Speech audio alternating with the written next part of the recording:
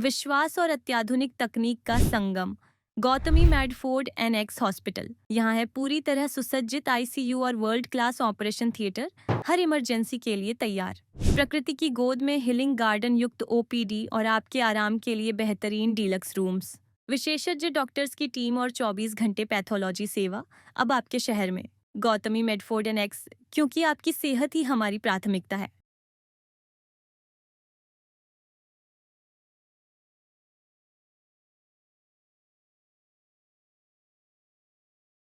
MIM छोड़कर राशिद खान ने किया एनसीपी अजित पवार गुट में प्रवेश।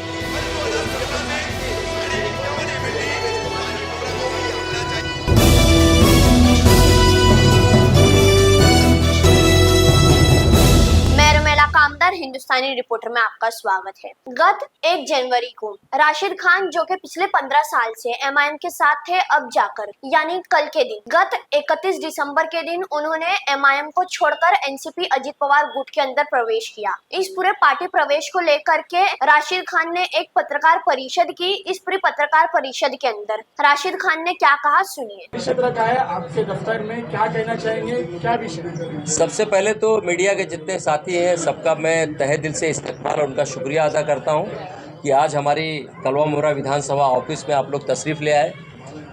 आप देख रहे हैं कि थाना म्यूनसिपल कॉरपोरेशन का इलेक्शन हो रहा है। सबसे पहले तो मुमरा के हमारे जितने कलवा और मुमरा के जो वोटर्स हैं सबका एक मैं शुक्रिया अदा करता हूं कि मतलब आपको 15 जनवरी को वोट देना है। और एक तब्दीली के तहत थाना म्यूनसिपल कॉरपोरेशन का जो राष्ट्रवादी पार्टी का नारा था कि मुमरा कौसा के नौजवानों को लेकर जिस तरीके से हम आगे बढ़ेंगे और मुमरा में हम क्या दे सकते हैं। विरोध तो ठीक है, सब सारी सच्चाई और सब लोग वो बात जानते हैं। आज सबसे बड़ी बात है कि खासकर मुमरा कौसा के 26 नंबर से लेके 30 number panel, 31 number panel, 32 number और 33 नंबर, 29 नंबर पे राष्ट्रवादी पार्टी अजीत दादा पवार, हम नजीमुल्ला साहब की क़यादत में काम करते हैं। हमारे पूरे पैनल बेहतरीन तरीके से तैयार है। मुमरा कौसा में एकदम अच्छे और बेहतरीन कैंडिडेट दिया है। शहर के लोग सिर्फ इंतज़ार कर रहे हैं, खासकर युवा और नौजवान।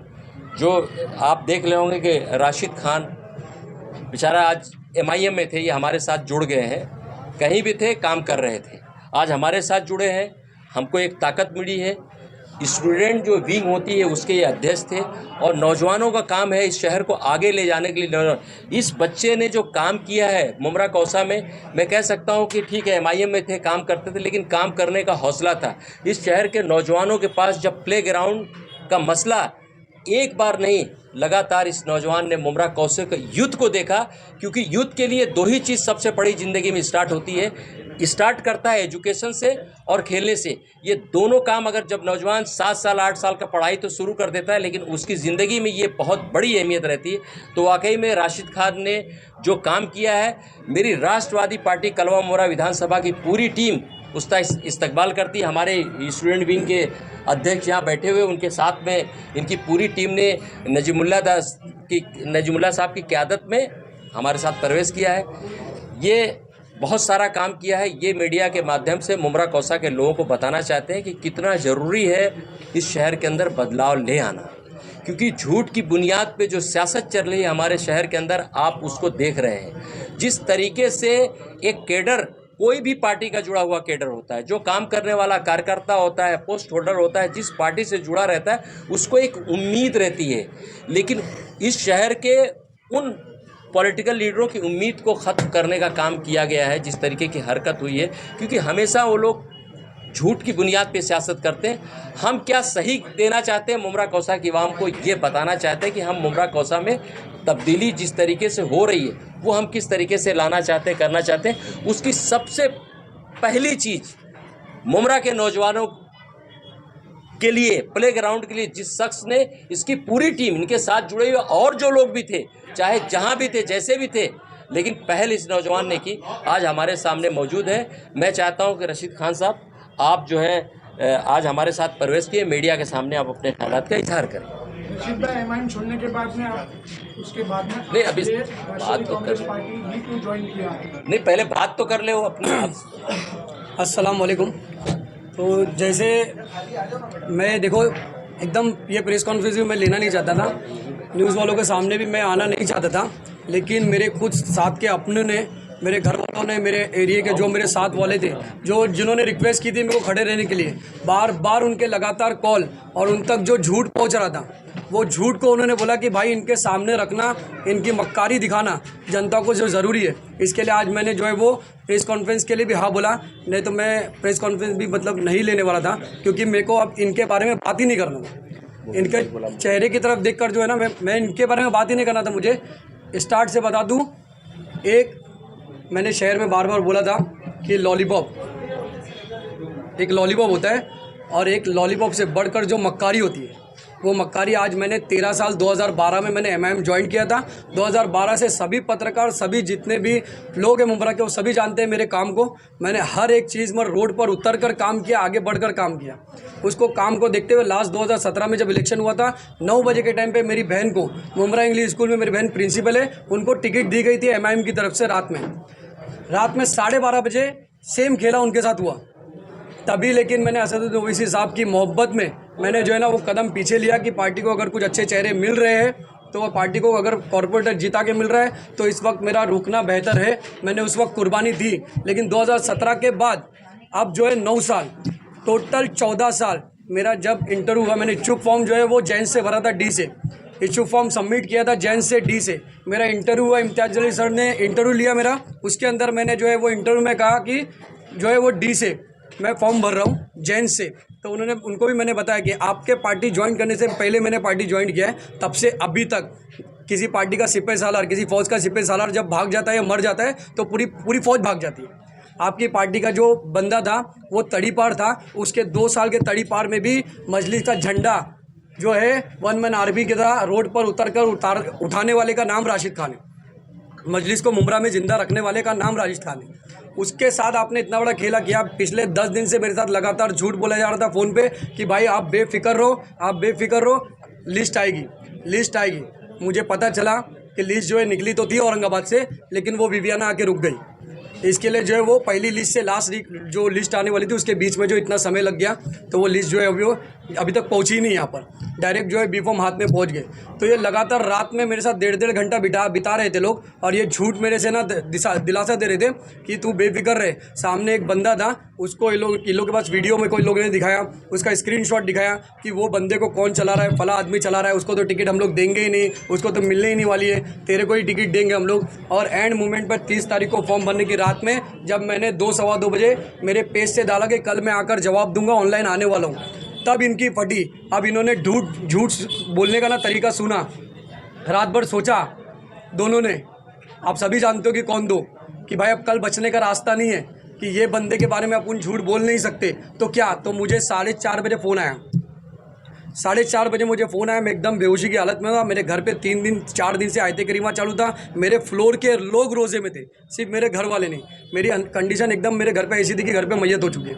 मैं एकदम डिप्रेशन वाली हालत में था। कंटिन्यूसली फ़ोन मैंने ना साइलेंट पे डाला, क्योंकि कंटिन्यूसली फ़ोन, आप लोग खुद जानते कितने न्यूज़ वालों के कॉल आ रहे थे मुझे, क्या हो गया भाई फॉर्म का करके।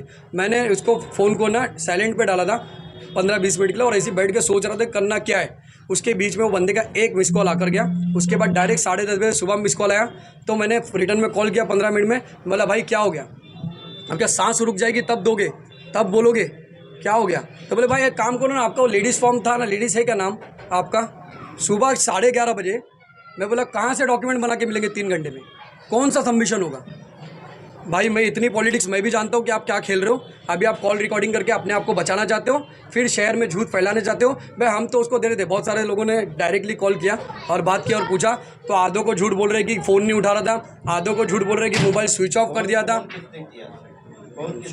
मेरे पास रिकॉर्डिंग है पूरी, आप जो है ना, अगर नहीं बात मुझे जो है मेरे दोस्तों ने बताया और मजलिस के लोगों ने बताया, मजलिस के लोगों ने प्रेस कॉन्फ्रेंस ले रहे हैं, आप बता रहे हैं, कंटिन्यू बात करके मतलब नहीं। आप पूछिए, आप पूछिए, अभी बात खत्म हो जाएगी। आप पूछिए।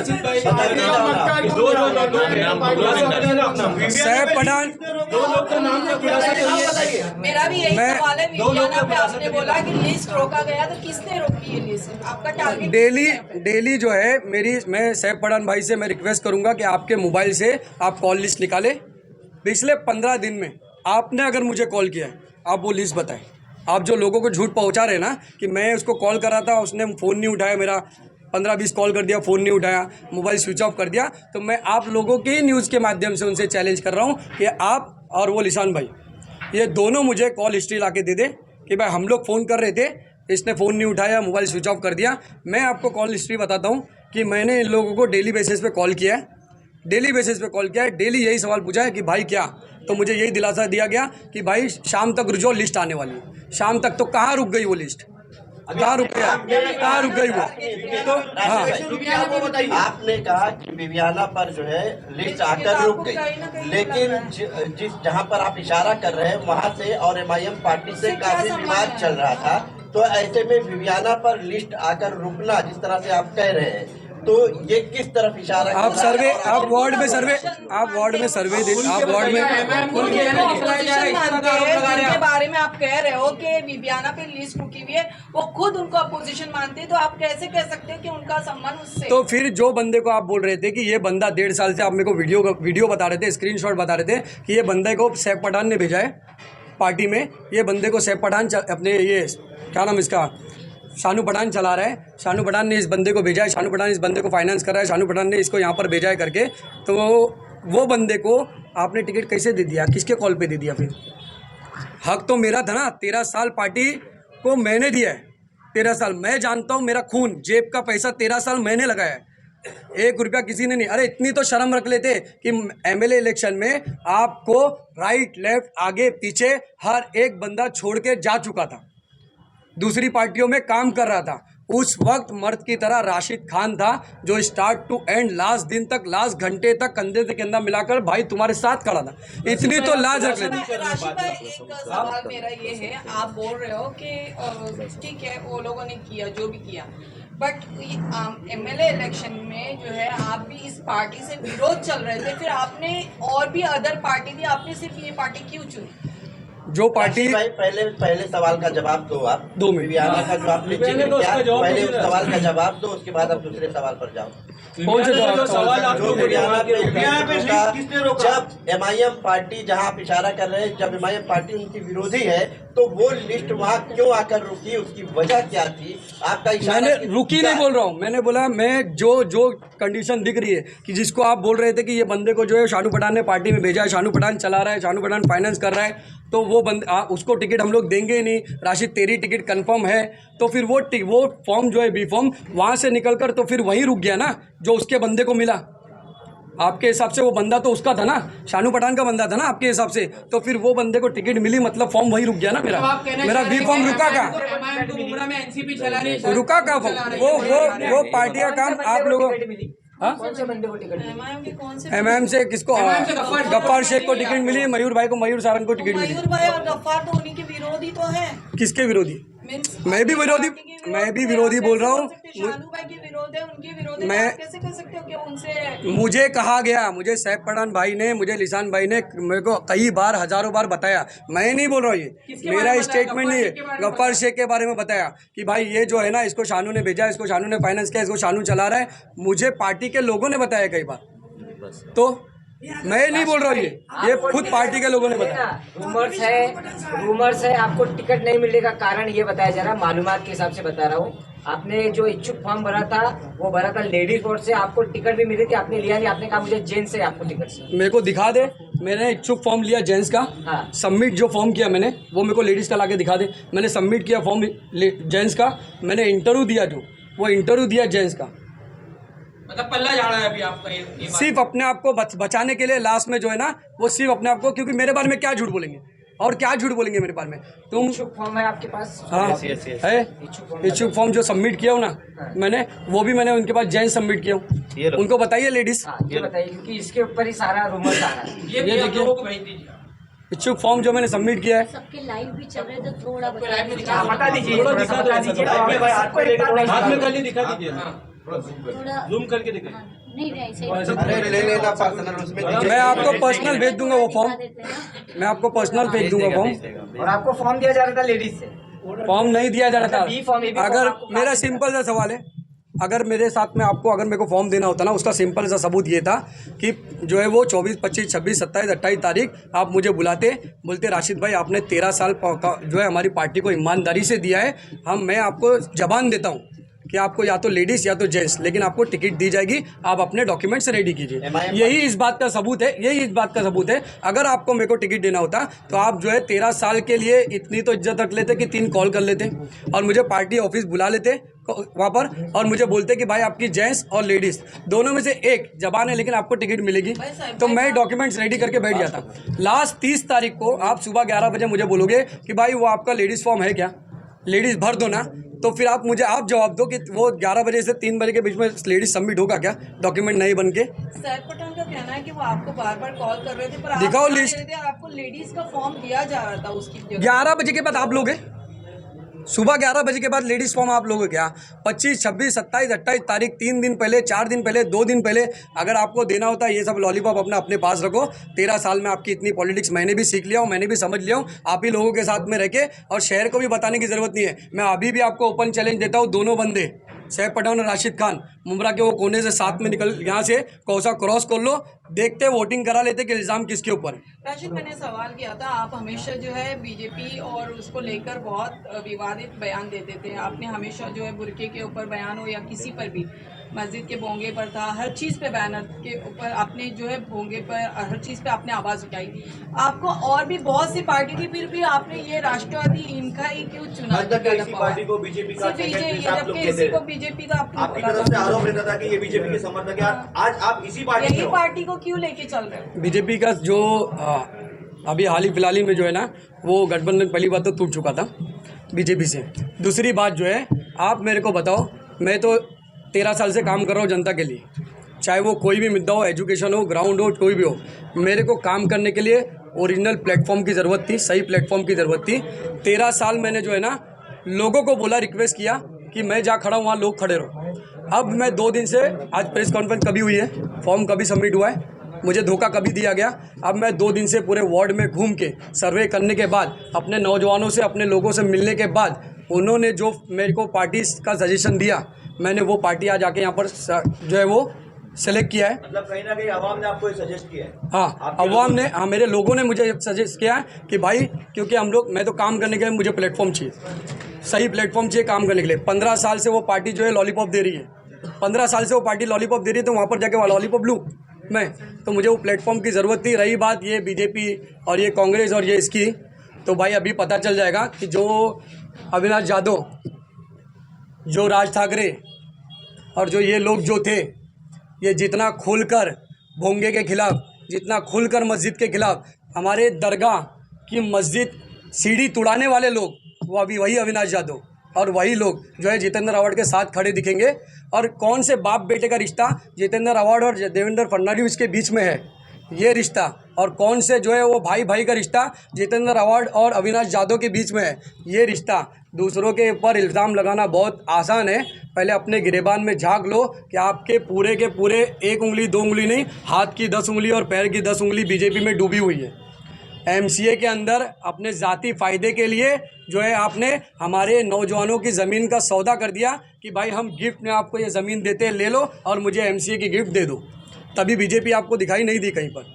जब अविनाश यादव का आप अंदर ले रहे थे ना, इतनी तो शर्म रख लेते कि वही बंदा था जिसने आकर दरगाह मस्जिद उड़ाया। आज मेरी कान तरस रही है वो मस्जिद की अजान की आवाज़ सुनने के लिए। कोई भी गली में चले जाओ, कान लगाकर गौर से सुनना पड़ता है मस्जिद में अजान की आवाज़। या तो आपको मस्जिद के दरवाजे पे पहुंचना पड़ेगा, मस्जिद के नज़दीक पहुंचना पड़ेगा। तो यही अविनाश यादव, यही राज ठाकरे, यही उद्धव ठाकरे, यही लोग जो है आज सब एक साथ बैठे और जितेंद्र आवाड साहब जो है इनके साथ एक साथ बैठे। तो ये बात करना छोड़ दो, लॉलीपॉप को अब भूल जाओ। अब जो काम दिख रहा है ना आपको, जो काम करेगा मेरी जनता ने भी, मैंने 13 साल उनको रिक्वेस्ट किया ना मेरे साथ खड़े रहने के लिए, अब मेरी जनता मुझे रिक्वेस्ट कर रही है, मेरे लोग साथ के मुझे रिक्वेस्ट कर रहे हैं कि भाई अब काम जो है ये प्लेटफॉर्म से होगा जनता का, तो मैं उसके साथ, मेरी जनता के साथ खड़ा हूँ।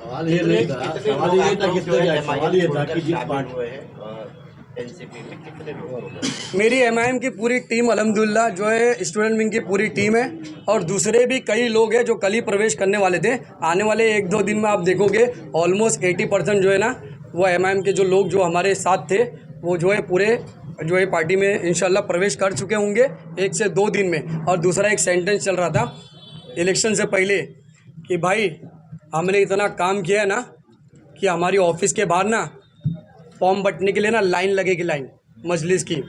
तो मैं इम्तियाज़ जलील साहब को, असदुद्दीन ओवैसी साहब को मैं ये मैसेज पहुंचाना चाहता हूं कि ये जो लोग आप तक झूठ पहुंचा रहे थे कि ऐसा काम करके दिखाएंगे, मुमरा में मजलिस को पहुंचाएंगे कि हमारे एक पार्टी ऑफिस के बाहर फॉर्म के लिए लाइन लगेगी, यही लोग स्टेडियम में फॉर्म हाथ में लेकर भिखारियों की तरह घूम रहे थे। आपा फॉर्म ले लो ना भाई, फॉर्म ले लो ना भाई, तुमको नहीं मिला क्या भाई, ले लो ना।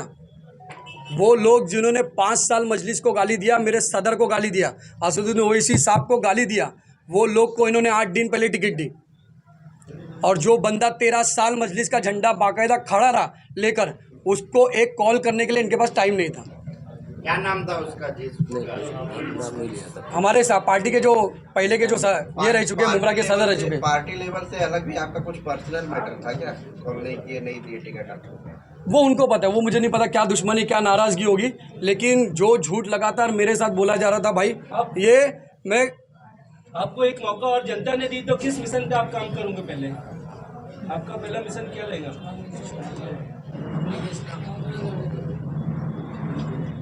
मैं बोल रहा हूँ ना भाई, असदुद्दीन ओवैसी साहब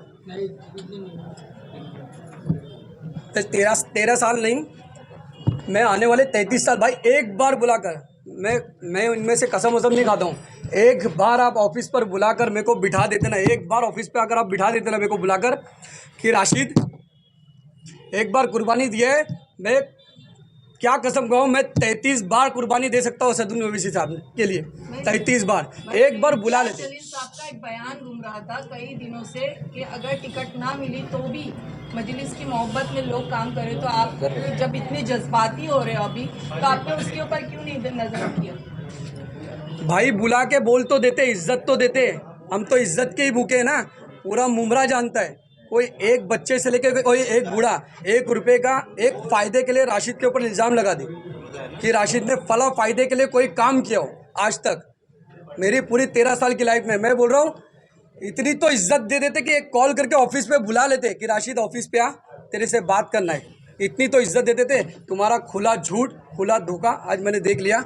ये असदुद्दीन ओवैसी साहब की इज्जत जो है वो इंशाल्लाह ता क़यामत तक जैसी थी दिल में वैसे ही रहेगी, लेकिन मुमरा की मजलिस, मुमरा के जो लोग हैं, अवाम है, खुला इनको मैं जो है ना वो बता दूं कि इनके बहकावे में अब ना आए तो ही बेहतर है, और ये आने वाले इलेक्शन में इनको जवाब मिल जाएगा।